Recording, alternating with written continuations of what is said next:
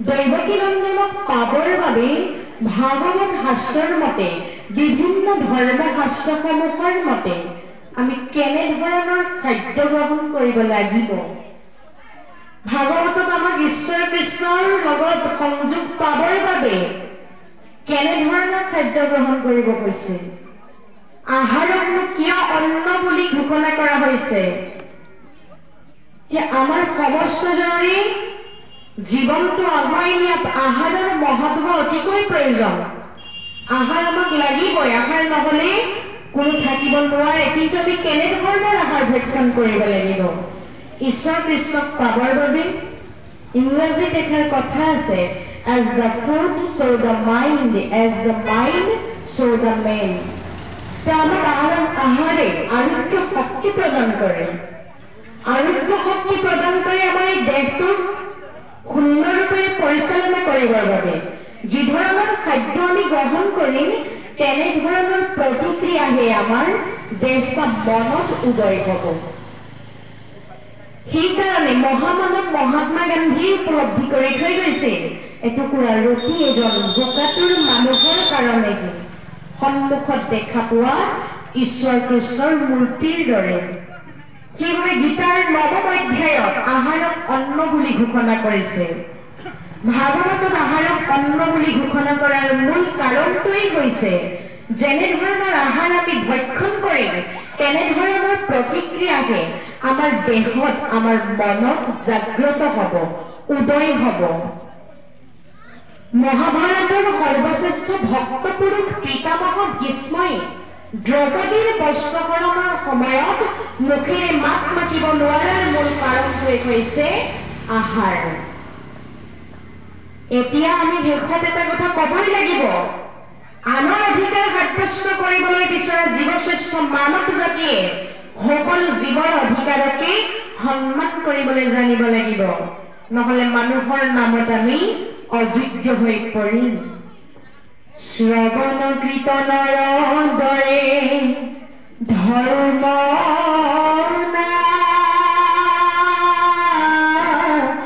হিয়ান কৰিলো সত্য ৰহস্য কতি জ্ঞান কৰিলো সত্য ৰহস্য কতি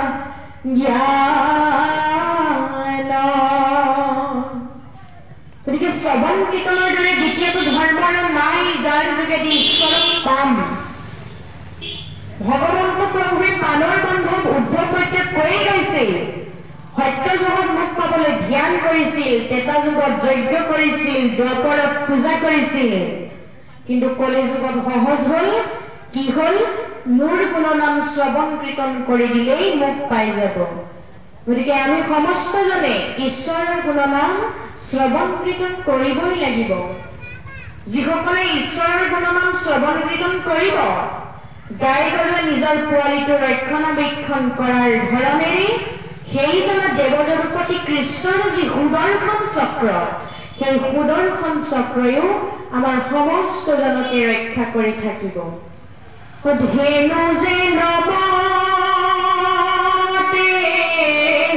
বচ্চম পালয়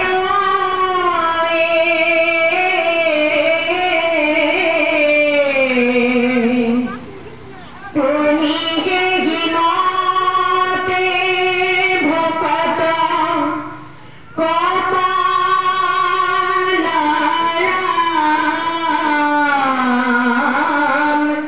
তুমি হে হিমতে ভকত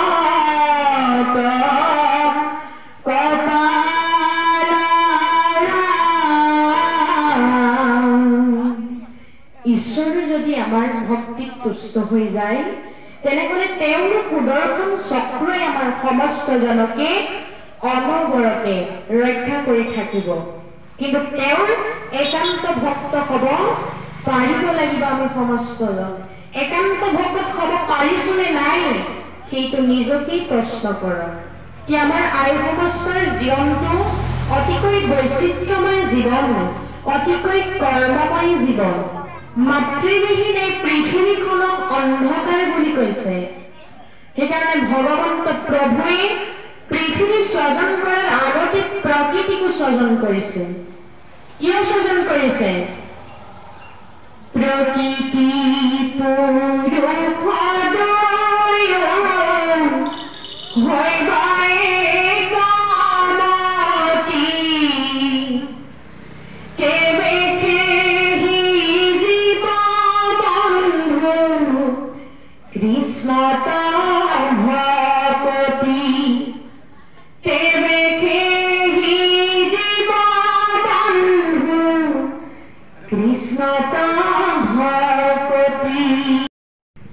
কৃষ্ণ ভক্তি কৰিবলৈ গ'লে প্ৰকৃতিৰ প্ৰয়োজন, পুৰুষৰ প্ৰয়োজন।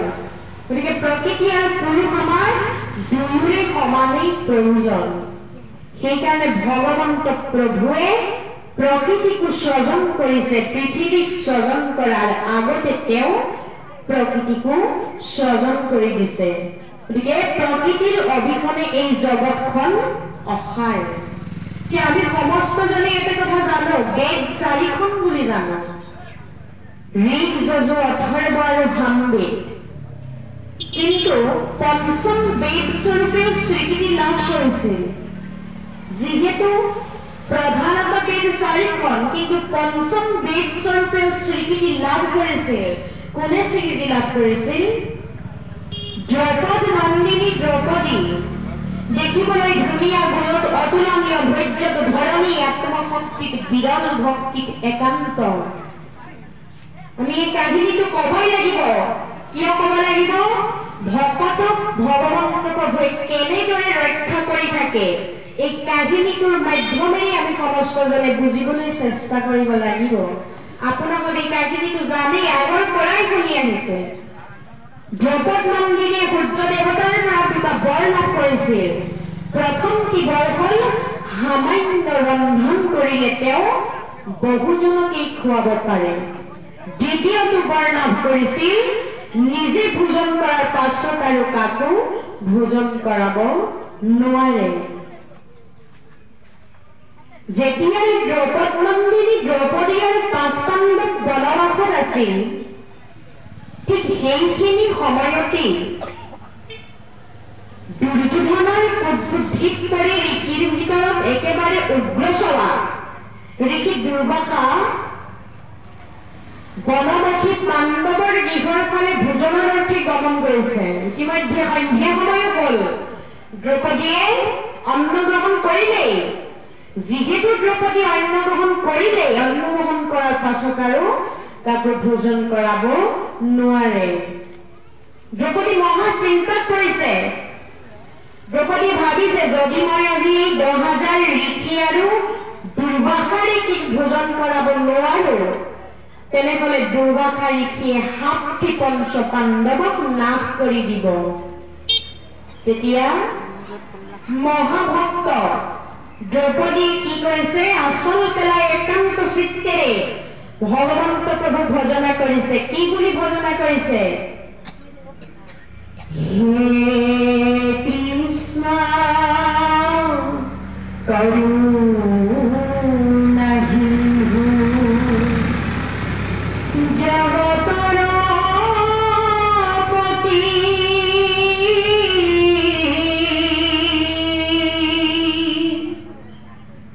ৰক্ষা কৰা কৃষ্ণ চন্দ্ৰ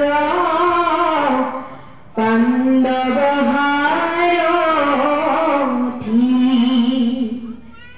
ৰক্ষা কৰে কৃষ্ণ চন্দ্ৰ পাণ্ডৱ সাৰথি। ভকতৰ কাতৰ আহ্বানত দ্ৰৌপদী ৰৈ থাকিব পৰা নাই আৰু আহি মহাভক্ত দ্ৰৌপদীৰ ওচৰ পাইছে।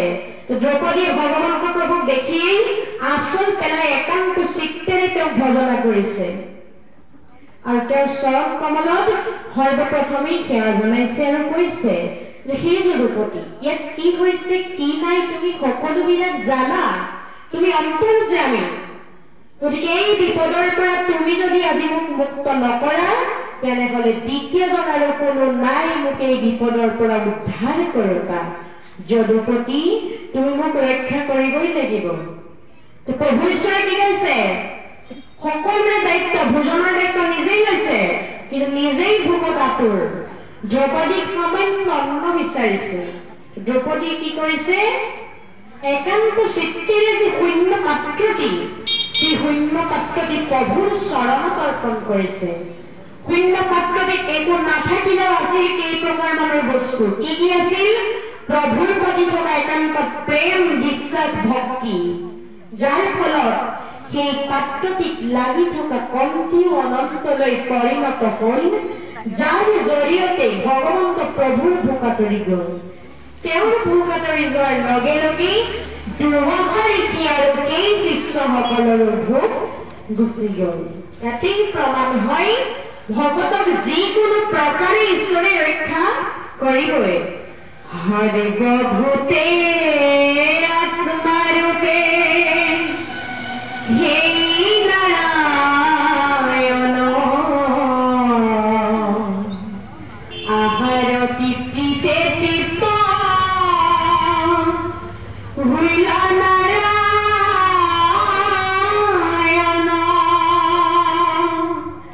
আহাৰ তৃপ্তিতে তৃপ্ত হইলা নাৰায়ণ। যেতিয়াই তেওঁৰ ভোক আঁতৰি গ'ল, ঋষিসকলৰো ভোক আঁতৰি গ'ল।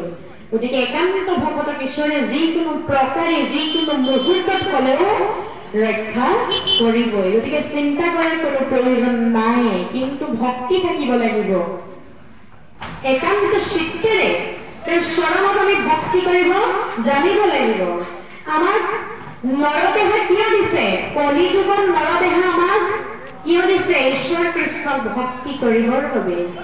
ভাগৱত শাস্ত্ৰত সুন্দৰৰূপে উল্লেখ কৰা আছে, আপোনাক নিশ্চয় চাব পাৰিব। কি বুলি উল্লেখ কৰিছে? ৰামে শুনা ভাগৱত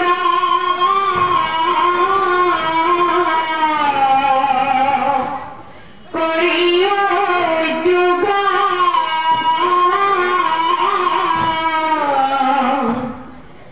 কত ভাগ্যে পাইলো চাৰি বস্তুৰ সংযোগ, নৰতনু কলি যুগ ভাৰত মৰিষ, আৰু কৃষ্ণ কথা তাতে আতি কি পাইছো বুলি কৈছে? কলিযুগত জন্মগ্ৰহণ কৰি চাৰিটা বস্তুৰ লগত সংযোগ হৈছো বুলি কৈছে। সেইকেইটা কি কি? নৰতনু, কলিযুগ, ভাৰত বৰিষ আৰু কৃষ্ণ কথা। ইখব সংযোগ পুতি জন্মে নিলয়, হে নজানি ঘুষিও কৃষ্ণৰ বিজয়।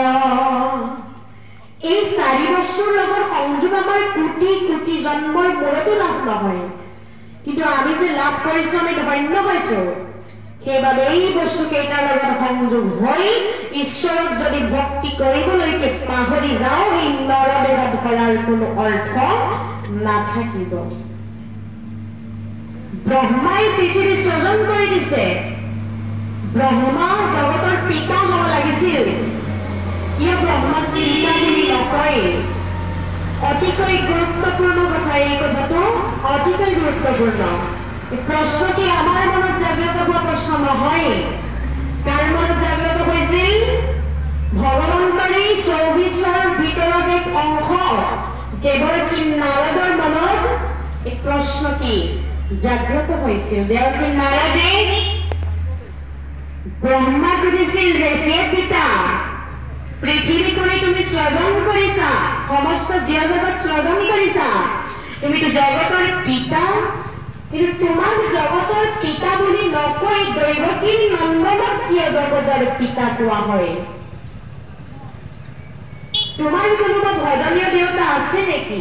মই জনাত তোমাৰ কোনো ভজনীয় দেৱতা নাই, কিন্তু তুমি যেতিয়া তপস্যাত মগ্ন হোৱা তেতিয়াও মোৰ সন্দেহ হয় যে তোমাৰ কোনোবা ভজনীয় দেৱতা আছে, সেইটো তুমি দূৰ কৰা। হে পিতা, মোৰ মনত থকা প্ৰশ্নৰ উত্তৰটো তুমি দিয়া। তোমাৰ যদি কোনোবা ভজনীয় দেৱতা আছে মোক কোৱা পিতা। নাৰদৰ প্ৰশ্ন শুনি ব্ৰহ্মাই দেৱকী নাৰদৰ প্ৰশ্নৰ উত্তৰটো দিছে, হে শুনি বিৰিঞ্চি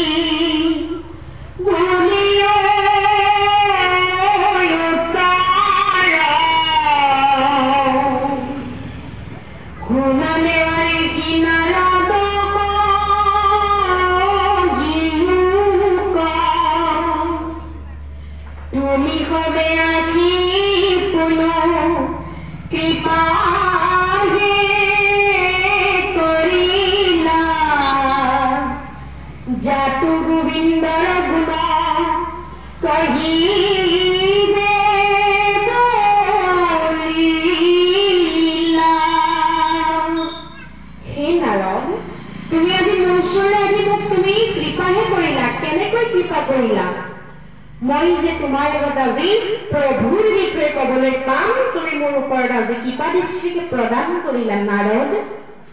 মই তোমাক কওঁ শুনা, তুমি হেহি মহামায়ায়ে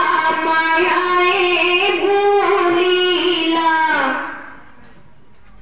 জাতু জগতৰ গুৰু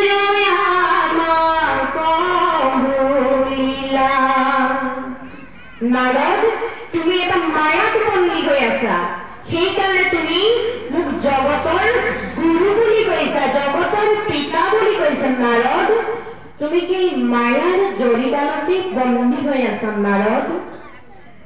যদিও বা ভগৱন্ত প্ৰভুৰ গুণ মোৰ গাত আছে, এইবাবে মনুষ্যই মোকো ঈশ্বৰ বুলিয়েই ভাবে। কিয় ভাবে? ভগৱন্ত প্ৰভু গাত থকা গুণবিলাক মোৰ গাত থকাৰ বাবেই মনুষ্যই মোক ঈশ্বৰ বুলি ভাবে, কিন্তু মই ঈশ্বৰ নহয়। মোৰ ভজনীয় দেৱতা হজন হৈছে দৈৱকী নন্দন। মোৰ ইষ্টদেৱ ইটো দৈৱকী তনয়, যাৰ প্ৰকাশিত সৰাসৰ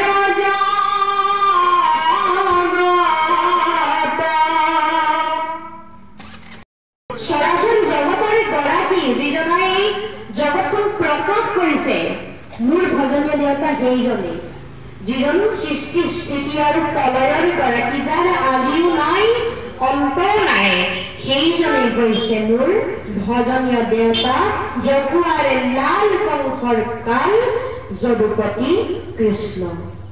গতিকে আমি সমস্তও ভগৱন্ত প্ৰভুৰ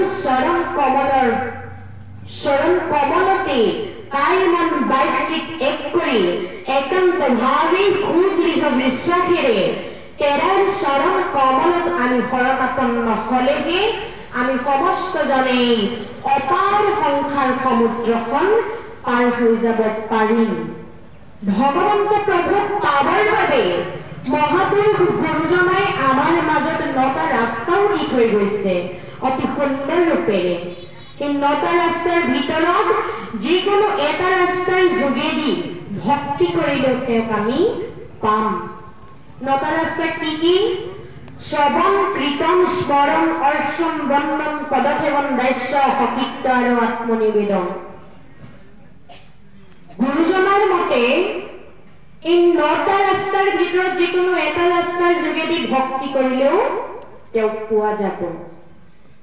ভাগৱতৰ মংগলাচৰণত সুন্দৰভাৱে লিখি দিয়া আছে। কি বুলি লিখিছে? যদ্যপি ভগতি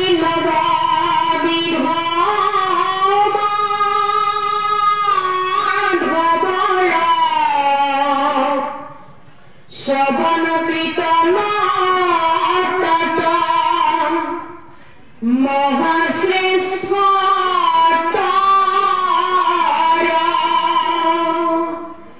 অৰ্চন বন্দন ধ্যান সমস্ত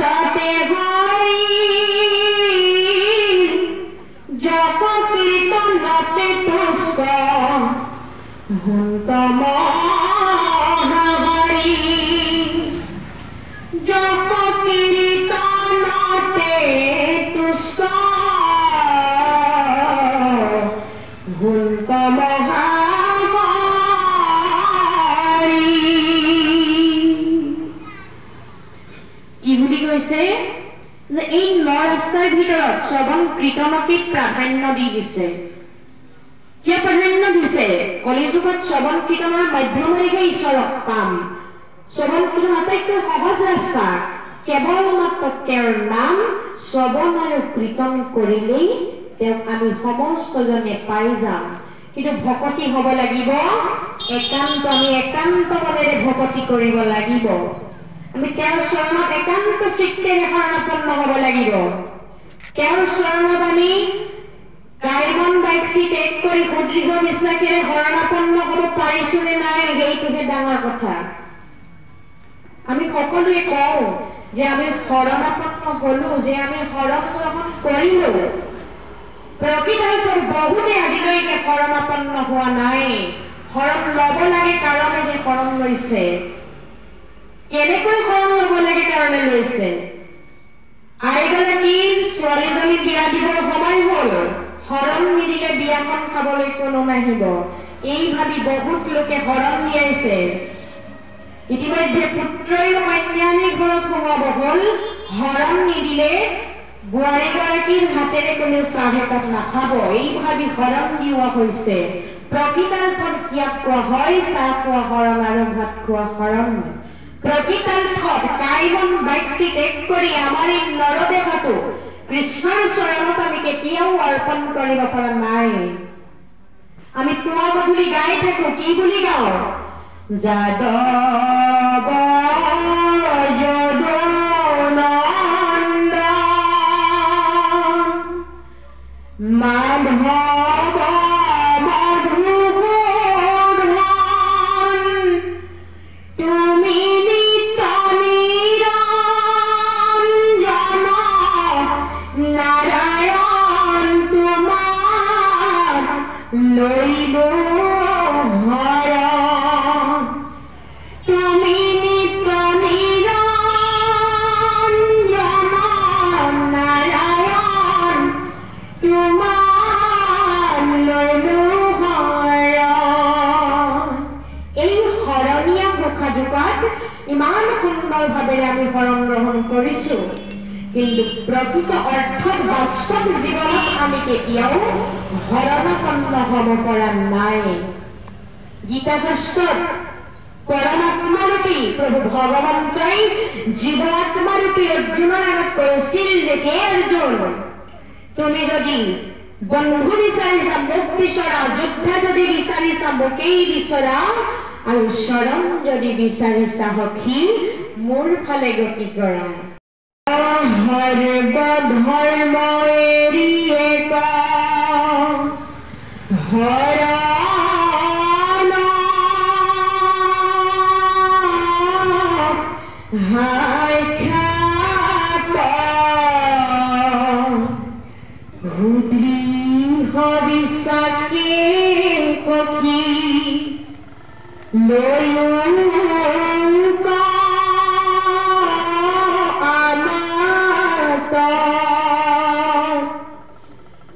নকৰিবা ভয় সখী, সখী এখনো ভয় নকৰিবা। অ নকৰিবা ভয় সখী, অংগীকাৰ। মই প্ৰতিজ্ঞা কৰিছো। কি বুলি প্ৰতিজ্ঞা কৰিছো? সমস্ত পাপত মই কৰিব উদ্ধাৰ। যে সখী তুমি যি কৰ্মই নকৰা মোৰ চৰণত যদি অৰ্পণ কৰি কৰা, তুমি তাৰ ফল অতিকৈ সুন্দৰকৈ ভোগ কৰিবলৈ পাবা সখী। কিন্তু কৰ্ম কৰিব লাগিব মোৰ চৰণত অৰ্পণ কৰা কৰ্ম। গতিকে আমি সমস্তই যি কৰ্মই নকৰো সদায় দেৱদেৱপতিৰ চৰণ কমলত অৰ্পণ কৰিহে কৰিব লাগিব। এই কৰ্মত বাধা বিঘিনি পাপ একোৱেও আমাক স্পৰ্শও কৰিব নোৱাৰে। কিন্তু যদুপতিৰ চৰণ কমলত শৰণাপন্ন হৈহে কৰ্ম কৰিব লাগিব। তেওঁৰ চৰণত অৰ্পণ কৰা কৰ্ম কৰিলেহে আমি সমস্তজনে মুক্তি পাব পাৰিম। প্ৰকৃততে মুক্তি শ্ৰেষ্ঠ নে ভক্তি শ্ৰেষ্ঠ? ভক্তি যিহেতু শ্ৰেষ্ঠ, কিন্তু বহুত ভকতেই আজিকালি মুক্তি বাঞ্ছা কৰে প্ৰভুৰ চৰণ কমলত। তাৰ এটা সুন্দৰ প্ৰমাণো আছে, আমি অলপ পাছতেই ইয়াৰ বিষয়ে আলোচনা কৰিম। আমি বিভিন্ন প্ৰান্তত এই বিষয়ে কৈছো যে ভক্তি আৰু মুক্তিৰ বিষয়ে কৈছো। ভক্তি শ্ৰেষ্ঠ নে মুক্তি শ্ৰেষ্ঠ, কি ভক্তি কৰিলে ঈশ্বৰক পাম, মুক্তি প্ৰধানত কেইটা ভাগত বিভক্ত, মুক্তি কি কি। দেৱকী নায়ক যিহেতু ভগৱন্ত প্ৰভুৰ এক আধ্যাত্মিক অংশ অৱতাৰ, দেৱকী নায়কে বৈকুণ্ঠত সদায় প্ৰভু ভগৱন্তৰ লগতেই থাকে, তেওঁ পাই থাকে, তেওঁৰ গুণকীৰ্তন কৰিয়েই থাকে। কিন্তু নাৰদ তথাপিতো ঈশ্বৰৰ পৰা দূৰলৈ আহিব নোখোজে। এদিন নাৰদক প্ৰভু ঈশ্বৰে কৈছে, নাৰদ তুমি মোৰ ওচৰৰ পৰা যোৱা। নাৰদ আহিব খোজা নাই। কিয় আহিব খোজা নাই? নাৰদ ঈশ্বৰৰ একান্ত ভক্ত। নাৰদে আৰু বাঞ্ছা কৰিছে, কেনেকৈ তেওঁৰ নাম আৰু শ্ৰৱণ কীৰ্তন কৰিবলৈ পাম, সেইটোহে তেওঁ বাঞ্ছা কৰি আছে। কিন্তু আমাৰ ঈশ্বৰলৈ কেতিয়া মনত পৰে? উজুতি খালেই আমাৰ ঈশ্বৰলৈ মনত পৰে। নাৰদ ঈশ্বৰৰ 24 অংশ অৱতাৰৰ ভিতৰত এক মুখ্য অৱতাৰ। সেইফালৰ পৰা চাৰিত্ৰিক বৈশিষ্ট্যৰ দিশত এক জীৱন্ত মুক্ত স্বৰূপ। তথাপিতো ঈশ্বৰে পঠিওৱাৰ স্বত্বেও আহিব খোজা নাই। বাৰে বাৰে নাৰদ পঠান্ত মাধৱে নিৰন্তৰ দ্বাৰকাৰী কৃষ্ণ কগৌৰৱে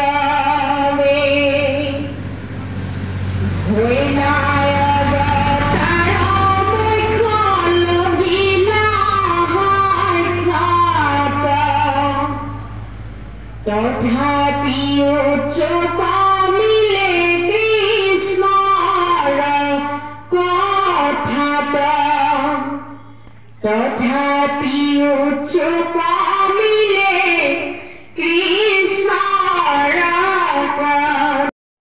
যাবৰ বাবে আহ্বান জনোৱাৰ তৎসত্বেও যাব খোজা নাই। ইয়াতেই প্ৰমাণ কৰি নাৰদ ভগৱন্ত প্ৰভুৰ একান্ত ভক্ত। নাৰদে কেতিয়াও মুক্তিৰ বাঞ্ছা নকৰে, কিন্তু এজন ভকতে এইটোৰ ওপৰত উপলব্ধি কৰিব নোৱাৰি। যদুপতিকে সুধিলে যে হে দিনমণি, সদায় পুৱাৰ পৰা সন্ধ্যালৈকে ধূপ ধূনা জ্বলাই তোমাৰ চৰণত ভক্তি কৰো, এদিনো দেখা নিদিয়া। আজি যিহেতু দেখা দিছা, এটা প্ৰশ্নৰ উত্তৰ দি যোৱা, মোৰ ভক্তি তুষ্ট হৈছা নে নাই? ভগৱন্ত প্ৰভুৱে ভাবিছে এওঁৰ অহংকাৰ জাগ্ৰত হৈছে। ঈশ্বৰে কৈছে হয়, তোমাৰ ভক্তিত তুষ্ট হৈছো। ভকতজনে কৈছে তুষ্ট হৈছে যদি মোক মুক্তি লাগে। ভগৱন্ত প্ৰভুৱে ভাবিলে যে এওঁৰ মুক্তিৰ প্ৰতি বাঞ্ছা হৈছে, গতিকে এওঁৰ পতন হব। ভগৱন্ত প্ৰভুৱে কৈছে যদি মুক্তিয়েই লাগে, মই দিব্যৰথ পঠিয়াম কাইলৈ তোমাক নিবলৈ, তুমি তাতোটি মোৰ ঠাইত যাবাগৈ, মই তোমাক মুক্তি প্ৰদান কৰিম। পিছদিনা ৰথ পঠিয়াই দিছে, ভকতজন ৰথত উঠি গুচি গৈছে, আৰু ভগৱন্ত প্ৰভুৱে বৈকুণ্ঠত নি কি কৰিলে? হালুক্য মুক্তি বহুৱাই ৰাখিলে। তৃতীয় স্কন্ধ ভাগৱতৰ ভক্তি যুগত কপিল দেৱভূতিৰ আখ্যানত সুন্দৰভাৱে মুক্তি আৰু ভক্তিৰ বিষয়ে উল্লেখ কৰা আছে, আপোনালোকে চাব পাৰিব। মুক্তি যে 5টা ভাগত বিভক্ত। কি কি? হালিব্য হালিব্য হাৰিব্য হাৰিব্য লিম্বা নিৰ্বাণ। ভকতজনক হালিব্য মুক্তি প্ৰদান কৰি বহুৱাই ৰাখিলে। এদিন দুদিন পাৰ হৈ গল, ভকতৰ মনোভাৱ আছিল বৈকুণ্ঠত যাম, যদুপতিৰ লগত আলাপ আচৰণ কৰিম, হাঁহি ফূৰ্তি কৰিম। কিন্তু তাৰ বিপৰীতটো হৈছে ভগৱন্ত প্ৰভু তেওঁৰ মুখৰ আগেদি পাৰ কৰে, কিন্তু তেওঁ মুখলৈ নাচাই, মাত বোল নকৰে। এদিন ভকতজনে ভাবিলে যে প্ৰভুক ধৰা হব, এই বিষয়টোৰ ওপৰত এটি কষ্ট সোধা হব। কথামতে পিছদিনা বৈকুণ্ঠৰ পৰা ভগৱন্ত প্ৰভু ওলাই অহাৰ লগে লগেই ভকতজনে বাটতে ধৰিছে গৈ, বোলে প্ৰভু ৰবচোন, বোলে কি হল? তুমিতো মোৰ ভক্তিত তুষ্ট হৈছিলো বুলি কৈছিলা, বৈকুণ্ঠত আনিলা, মুক্তি প্ৰদান কৰিলা, কিন্তু আজিলৈকে মোক তুমি মাত এষাৰ দিয়া নাই, মুখলৈও নোচোৱা, কিবা বেয়া পালা নেকি? ঈশ্বৰ কৃষ্ণই কৈছে মই কাকো বেয়া পোৱা নাই। নাৰদক মই আগতে কৈছিলো, কি কৈছিলা? নাৰদক কৃষ্ণে আচন্ত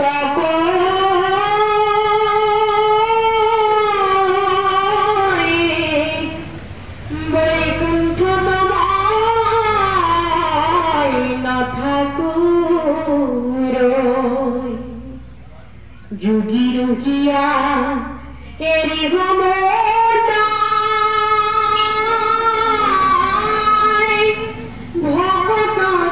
থাকো মই কীৰ্তন চাই। গতিকে মই ভকতৰ সংগতেই থাকো, য'ত মোৰ ভকতে মোৰ গুণনাম শ্ৰৱণ কীৰ্তন কৰি থাকিব, মই তাতেই থাকিম। মই সদায় মোৰ একান্ত ভকতৰ ওচৰতেই থাকো। একান্ত ভকত হবে নিগুণ কৃষ্ণৰ গুণ গাৱে শুনা বসিয়া যথাত বৈকুণ্ঠত পৰিহৰি যোগীৰ চিৰ এৰি থাকা প্ৰভু সাক্ষাতে তথা। ভকত কৃষ্ণৰ মিলন ভূমি বৈকুণ্ঠ ভূমিত পৰিণত হয়। সেইকাৰণে য'ত একান্ত ভকতে ঈশ্বৰৰ নাম লৈ থাকিব, তাতেই দেৱ যদুপতি সাক্ষাতে থাকিব। গতিকে আমি সমস্তজন সাধুৰ সংগলৈ, ভকতৰ সংগলৈ আহিবই লাগিব, তেতিয়াহে ঈশ্বৰ কৃষ্ণক লগ পাম। আমাৰ সকলো ইন্দ্ৰিয়ৰ ভিতৰত আমাৰ মনটো শ্ৰেষ্ঠ। গতিকে মনটোক দমন কৰিবলৈ গ'লে আমি কি কৰিব লাগিব? সাধুৰ সংগলৈ আহিব লাগিব, ভকতৰ সংগলৈ আহিব লাগিব। যতে কয় ইন্দ্ৰিয়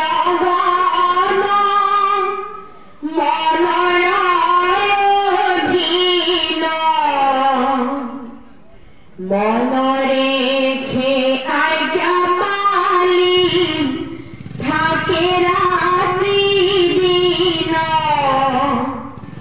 মনৰে আজ্ঞা পালি থাকে ৰাত্ৰি দিন। মনটো হৈছে সকলো ইন্দ্ৰিয়বিলাকৰ অধীন। মনটোক আমি কেনেকৈ দমন কৰিম?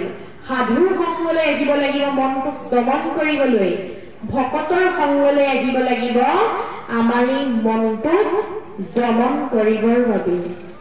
গতিকে আমি সমস্তজন সাধুৰ সংগলৈ আহিবই লাগিব।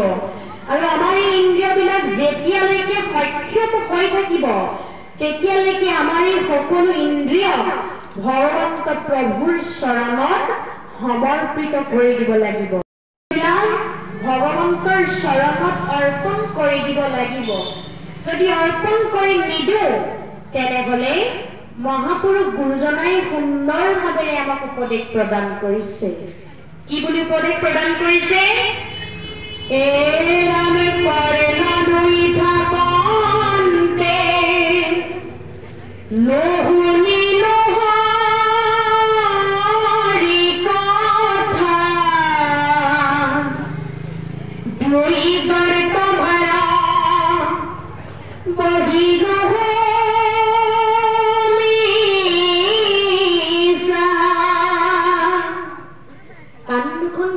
যদি আমি ঈশ্বৰৰ নামেই নুশুনিলো, দুটা গাত ধাৰ হৈ থকাৰ দৰে হল বুলি মহাপুৰুষে সুন্দৰ ৰূপেৰে উপদেশ দিছে।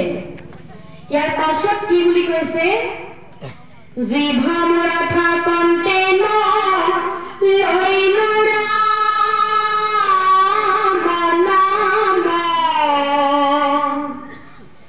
ভেকুলীয়া জিভা যেন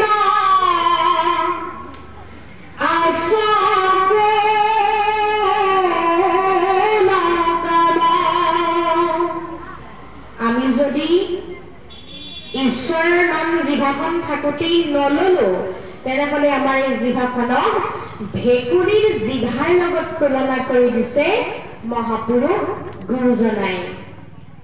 ইয়াৰ পাছত কি বুলি কৈছে?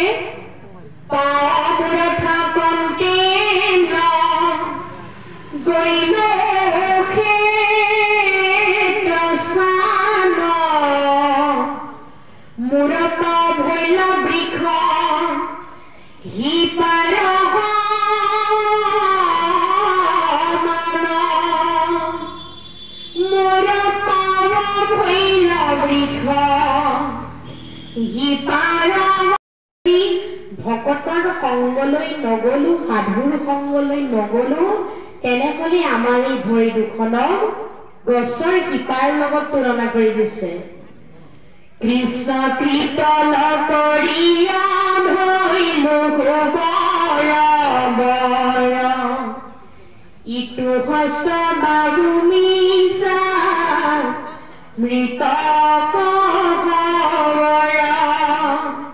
হাত দুখন থাকোঁতেই আৰু বাহুটো থাকোঁতেই যদি ভকতৰ চৰণতেই ভক্তি নকৰিলো তেনেহলে আমাৰ হাত দুখন আৰু বাহু দুটা মৃত হৈ পৰিল বুলি মহাপুৰুষ গুৰুজনাই সুন্দৰ ৰূপেৰে আমাৰ সমস্ত জনকে কৈ থৈ গৈছে কি আমি সমস্তজনে আমাৰ ইন্দ্ৰিয়বিলাক যেতিয়ালৈকে সক্ষম হৈ থাকিব তেতিয়ালৈকে দেৱ যদুপতিৰ ভকতিক আমাৰ ইন্দ্ৰিয়বিলাকক সমৰ্পিত কৰি দিব লাগিব এতিয়া আমি সমস্তজনে জানো যে ভগৱন্ত প্ৰভুক পাবলৈ হলে একমাত্ৰ ৰাস্তাটোৱেই হৈছে ভকতি আমি কি ভকতি কৰিব লাগিব ঈশ্বৰক পাবলৈ সগুণ ভকতি কৰিব লাগিবনে নিগুণ ভকতি কৰিব লাগিব তৃতীয় স্কন্ধ ভাগৱতত সুন্দৰ ৰূপেৰে উল্লেখ কৰা আছে ও ৰাম শুনিও কহ ভাগৱত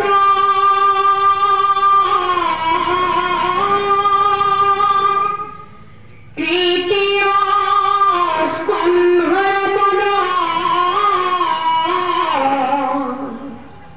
বুঝিও কম ভক্তির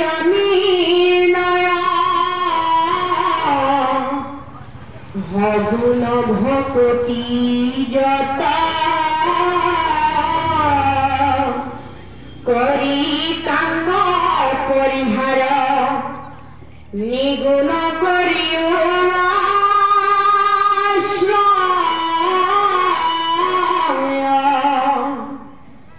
দেখা কেন কৃপা করি আপনি কহন্ত হরি ভকতি করি নামত এতে কেনি গুণ ভক্তি ধরি উপগৃহ করি কেবে পাইবা ঈশ্বৰ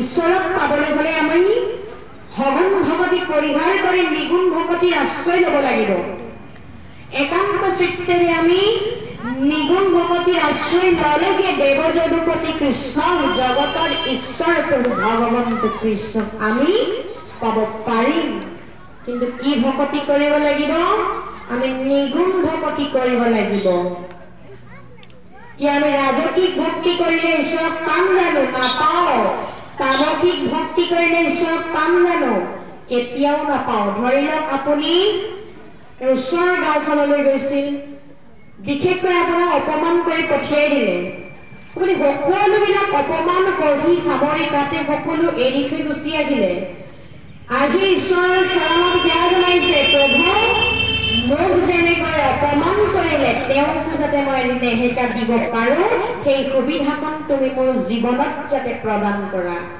এই ভাৱটো যদি আমি লৈ আছো সেই ভাৱটো কি কৈছে তামসিক ভক্তি কৰিলে আমি কেতিয়াও ঈশ্বৰক নাপাওঁ তৃতীয় স্কন্ধ ভাগৱতৰ ভক্তি যুগত ইয়াৰ বিষয়ে সুন্দৰভাৱে উল্লেখ কৰা আছে পৰক মাৰিবে প্ৰতি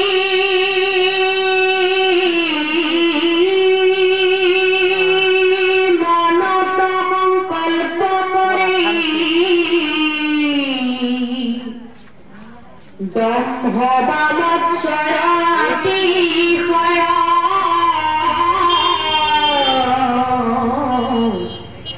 এহি মতে ভক্তি মুদ কৰিলে তামস হয় ক্ৰোধ ভেদ তিনি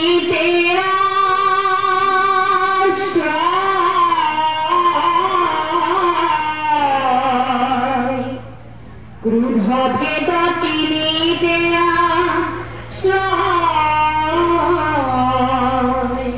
আপুনি যদি এই ভাৱটো লৈ যেনেকৈ তেওঁ আপোনাক অপমান কৰিলে আপুনি অপমান কৰিবলৈ যদি অভিভাৱন বিচাৰি ফুৰে সেই ভাৱটোক কৈছে তামসিক ভক্তি। তামসিক ভক্তি কৰিলে ঈশ্বৰ কৃষ্ণক আমি কেতিয়াও লগ নাপাওঁ। বিষয়ত কৰি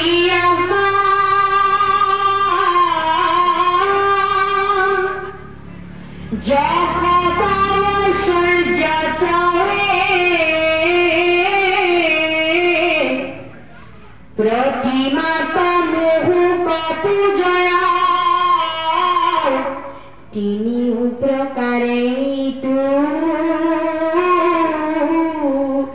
ৰাজ ভগতি মাত্ৰ তো যুয়াগে কহিল নিঃস্বৰ তো যুয়াগে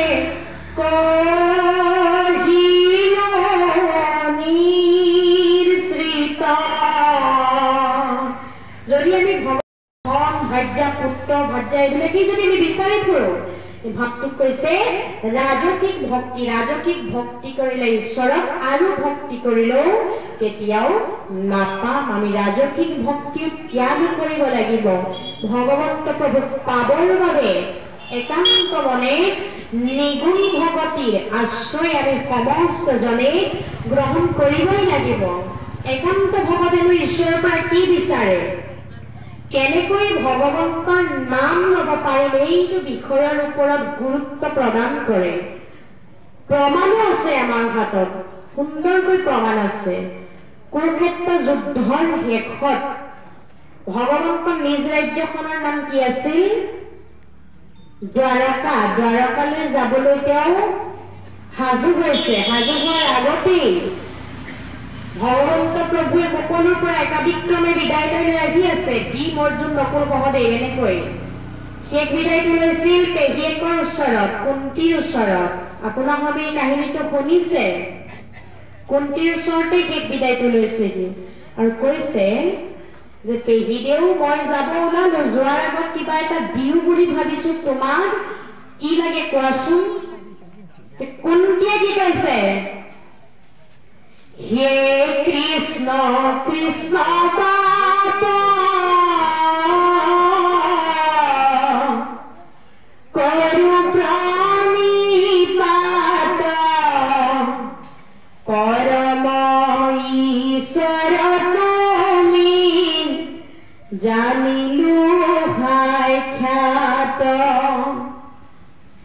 নানা বিপদ পুত্র হমে আশা রাখি সতকে শিশুক যেন ঢাকি রাখে পাখি, সতকে শিশুক যেন ঢাকি ৰাখে পাখি।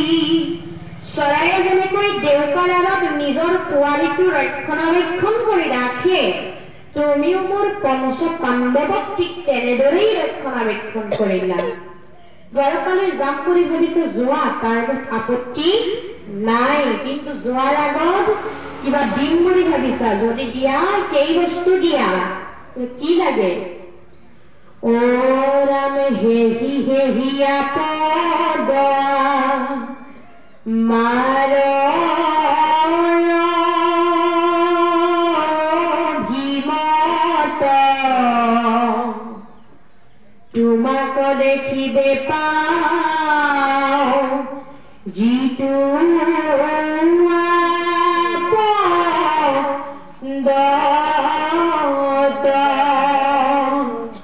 তোমাক দেখিবে পাও যিটো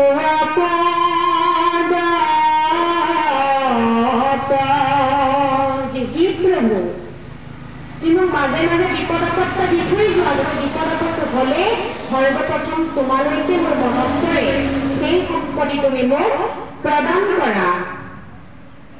আৰু যদি দিয়া বিচাৰিছে সেই বস্তু দিয়াবলৈ কি লাগে গংগা নদীখন সাগৰৰ অভিমুখে যাত্ৰা কৰোঁতে বহু জাজিয়ে বাধা দিলেও জাজিৰ বাধা পায়ো গংগা যেনেকৈ উভতি নবয় গৈ সাগৰত পৰেগৈ ঠিক কেনেদৰে ময়ো মোৰ পঞ্চ পাণ্ডৱক লগত লৈ যি সংসাৰ যাত্ৰা কৰিম সেই সংসাৰ যাত্ৰা কৰোঁতে নানা বিপদ আহিলেও তোমালৈ যাতে সৰ্বপ্ৰথমেই মোৰ মনত পৰে সেই সম্পত্তি তুমি মোক প্ৰদান কৰা যেন জাজি গংগা কণী ৰোধ কৰে যদি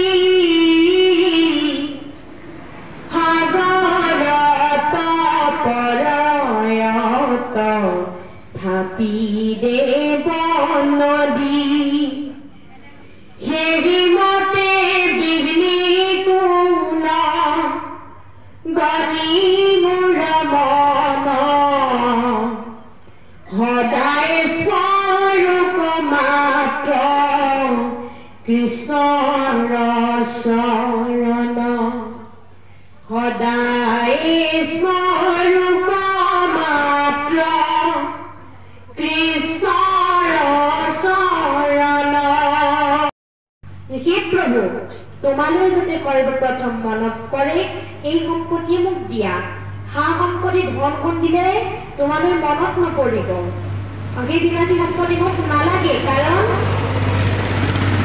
ভুলে মন কৰে নানা কাম সম্পদ নকৰে লৈ নাম সম্পদ নকৰে লৈ নাম যদি মোক তুমি খা সম্পত্তি দি দিয়া সেই খা সম্পত্তি পালে মোৰ বিনাশী সম্পত্তিৰ লোভত মোৰ মনটোৱে তোমাক বিচাৰিবলৈ পাহৰি যাব গতিকে তেনেধৰণৰ বিনাশী মায়ামোহ সম্পত্তিৰ মোৰ কোনো প্ৰয়োজন নাই মোক এটা বস্তুই লাগে বিপদ আপদ যাতে বিপদ আপদ হ'লে সৰ্বপ্ৰথম মই তোমাকেই যাতে দেখা পাওঁ সেইটো সম্পত্তিকে তুমি মোক প্ৰদান কৰিব লগা প্ৰভু মই যিমান ক'ব লগা আছিল মই ক'লো যি কৰা এতিয়া সেইটো তোমাৰ ইচ্ছা তেতিয়া যেতিয়াই ভগৱন্তই কুন্তীৰ ভক্তিভাৱ দেখিলে সেই কুন্তীৰ ভক্তিভাৱত তেওঁ সন্তুষ্ট হৈ গৈছে আৰু তেওঁ কি কৈছে তেনেহ'লে পেহীদেউ নাযাওঁৱেই দিয়া দ্বাৰকালৈ অ নযাইব দ্বাৰকা বুলি পালতি লাহৰি দুনাই গৃহে পখিলা কুন্তিকা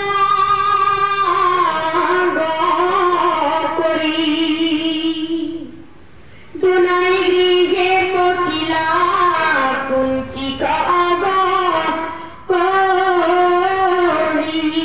আকৌ তেওঁ কুন্তীৰ লগতেই পেহীয়েকৰ লগতেই বসবাস কৰিবলৈ লৈছে ইয়াতে প্ৰমাণ পোৱা যায় যে একান্ত ভকতে কেতিয়াও মুকুতি ঘোষৰ বাঞ্ছা নকৰে কেনেকৈ ভগৱন্তৰ নাম আৰু শুনিব পাৰি সেই বিষয়টোৰ ওপৰতহে আগ্ৰহ প্ৰকাশ কৰে প্ৰাণীৰে অধিকাৰ আছে কাৰণ পৰম নিৰ্মল হৰিনাম কীৰ্তনত সমস্ত প্ৰাণীৰে অধিকাৰ হৰিকীৰ্তনৰ বলত হনুমান বান্দৰ হৈও জাম্বৱন্ত ভালুক হৈও ৰামৰ পৰম ভক্ত হ'ব পাৰিলে দৈত্যকুলত জন্ম প্ৰহ্লাদ বিষ্ণুৰ ভক্ত হ'ব পাৰিলে ৰাক্ষস কুলৰ উপৰিও বিভীষণ ৰামৰ পৰম মিত্ৰ হ'ল এনে সবদৰিখি হৰি ভকতিয়ে একেবাৰে হীন বুলি গণ্য কৰা জনকো উদ্ধাৰ কৰিয়েই নেৰে একান্ত ভকতৰ হাৰিলৈ পৰিণত কৰি দিয়ে কিন্তু একান্ত ভকত হ'ব লাগিব যে আমি প্ৰত্যেকজন একান্ত ভকত হৈছো নে নাই কেনেদৰে গম পাম একান্ত ভকতৰ বিভিন্ন ধৰণৰ লক্ষণ থাকে বিভিন্ন কৰ্ম থাকে বিভিন্ন বৈশিষ্ট্য থাকে সেইটো বিষয়েও আমি জানিব লাগিব প্ৰকৃততে আমি একান্ত ভকত হ'ব পাৰিছো নে নাই প্ৰথমতেই জানিব লাগিব ভকত অক্ষৰ তিনিটাৰ যি বৈশিষ্ট্য ভকতে কি বুলি কৈছে ভদে ভগৱন্ত ভয় বিমোচন ভজন ভক্তিতে তুষ্ট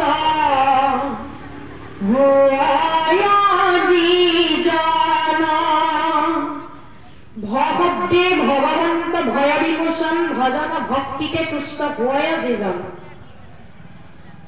যিজনৰ ভয় নাই লাজ নাই শংকা নাই সেইজনৰ গুণ বৰ্ণনা কৰিছে ভকত শব্দটোৰ প্ৰথম অক্ষৰটি কি কৈছে ভগৱন্তৰ ভজনা কৰিবলৈ কৈছে ভগৱতে ভগৱন্ত ভয় বিমোচন ভজন ভক্তিতে তুষ্ট হয় যিজন ভক্তি তুষ্ট হৈছে যিজন ভক্তিত একান্ত ভক্তি তুষ্ট হয় তেওঁৰ নাম বৰ্ণনা কৰিছে ভ অক্ষৰটোৱে ইয়াৰ পাছত ক অক্ষৰটোৱে কৈছে কহতে কৃষ্ণ ভলি পবিত্ৰ পৰম আত্মাতমানন্ত কৃষ্ণ সমস্ত দেহম কি বুলি কৈছে ক শব্দে কৃষ্ণ ভলি পবিত্ৰ পৰম আত্মাতমানন্ত কৃষ্ণ সমস্ত দেহম ভগৱন্ত প্ৰভু সকলো জীৱৰ দেহতে আত্মাৰূপে সমভাৱে বিস্তাৰিত হৈ আছে আমাৰ আত্মাটোৰ একোৱেই পাৰ্থক্য নাই গৰিবৰত যিমান আত্মা থাকে হাতীটো সমানকৈ থাকে আত্মাৰ একো পাৰ্থক্য নাই বা সৰুবৰ নাই দেহটো বহু পাৰ্থক্য আছে কি আছে বতা আছে মাইকী আছে কোলা আছে বগা আছে অক্ষৰ আছে চাপৰ আছে শকত আছে ক্ষীণ আছে আপোন আছে পৰ আছে ছোট আছে বৰ আছে এইবোৰ কিহৰ ধৰ্ম এইবোৰ দেহৰ ধৰ্ম আত্মা দুভাগতে বিভক্ত কি পুণ্যাত্মা আৰু পাপাত্মা এতিয়া আমি কোন ভাগত পৰিছো আমি পুণ্যাত্মাত পৰিছো নে পাপাত্মাত পৰিছো এইটো নিজকে প্ৰশ্ন কৰাৰ সময় আহি গৈছে যদি ভাল কাম কৰিছো পুণ্যাত্মা যদি বেয়া কাম কৰিছো পাপাত্মা গতিকে নিজেই বিবেচনা কৰি ল'ব আমি পুণ্যাত্মা নে পাপাত্মা এইটো ক অক্ষৰটোৰেই বৈশিষ্ট্য ইয়াৰ পাছত ক অক্ষৰটিয়ে কৈছে তহব্দে তৰমাৰ উপায় হৰণ হৃদয় মধ্যত ধৰে কৃষ্ণৰ চৰণ কি বুলি কৈছে যে তহব্দে তৰণৰ উপায় হৰণ তৰণৰ পথ কি হৰণ হৰণ শব্দৰ অৰ্থ কি হ মানে মৃতদেহ ৰ মানে গতি কৰা আৰু মধ্যমীয় ন মানে জ্ঞান লাভ কৰা সংসাৰখন কৰি যাবৰ বাবে ঈশ্বৰ চৰণত শৰণাপন্ন হ'বই লাগিব আৰু এই শৰণৰ দিশ চাৰিটা আছে গুৰুত শৰণ দেৱত শৰণ নামত শৰণ ভকতত শৰণ গুৰুত শৰণ ল'লে উপদেশ লাভ হয় দেৱত শৰণ ল'লে জীৱৰ মুক্তি লাভ হয় নামত শৰণ ল'লে জীৱৰ আনন্দ লাভ হয় আৰু ভকতত শৰণ ল'লে প্ৰেম ভক্তি আৰু জ্ঞান লাভ হয় শৰণ বিহীনে মনুষ্য দেহটোত কেঁচা মাটিৰ কলহত পানী ৰখাৰ নিচিনা বুলি কৈছে কেতিয়া ভাগিব কোনেও একো গমকেই নাপাব এইভাবে দ্বিতীয়জনা গুৰুৱে অতি সুন্দৰ ৰূপেৰে কৈ থৈ গৈছে ভকতিকে বীজ হৰণে নিজ প্ৰেমানন্দ তাৰ ফল হৰণ বিনাই ভকতি কৰয় এৱাঘতে যেন গতিকে হৰণ বিহীনে দেহটোৰ একো মূল্য নাই কেঁচা মাটিত কলহত পানী ৰখাৰ নিচিনা তেতিয়া ভাগিব কোনেও একো গমকেই নাপাব গতিকে আমি তেৰাৰ চৰণত যদুপতিৰ চৰণত আমি সমস্তজন সদায় শৰণাপন্ন হ'বই লাগিব এটা হৈছে ক আখৰটোৰ বৈশিষ্ট্য ভকতৰ লক্ষণ কি বৃথা বাক্য নবলিব নমাতি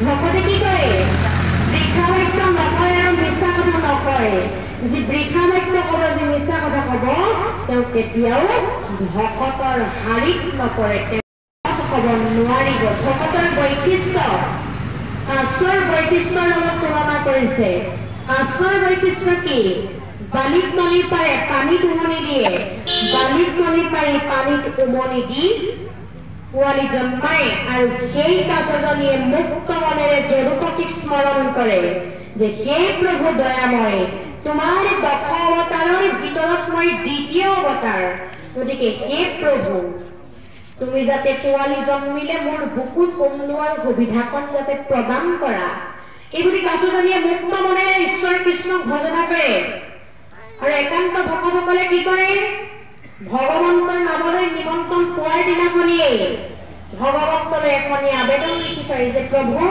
কত জন্মৰ ভাগ্যৰে বলত তোমাৰ ভকতৰ মুখেৰে তোমাৰেই নাম শুনাৰ সুবিধাকণ লাভ কৰিছো সেইদিনা যাতে তুমি মোক বিষয়ৰ কামত ৰত কৰি নাৰাখিবা প্ৰভু এইবুলি যিজনে নিমন্ত্ৰণ পোৱাৰ দিনাখনি দৰখাস্তখন ঈশ্বৰৰ চৰণত দি থব সেইখনি দৰখাস্ত ভগৱন্ত প্ৰভুৱে মঞ্জুৰ কৰিবই যদি দৰখাস্তখন এনেদৰে দিয়ে কেলেইনো মাতিলে কাম বনৰ দিন গলেও কাম ক্ষতি নগলেও পাব বেয়া এই ভাবি যদি আমি দৰখাস্তখন ঈশ্বৰৰ চৰণত অৰ্পণ কৰি থওঁ তেতিয়াও কিন্তু তেওঁ আমাক সহায় নকৰে আমি সদায় শান্ত চিত্তেৰে কাই মন বাইক চিত এক কৰি সুদৃঢ় বিশ্বাসেৰে ঈশ্বৰৰ চৰণত ভক্তি কৰিব লাগিব তেতিয়াহে তেৰাক লগ পাব পাৰিম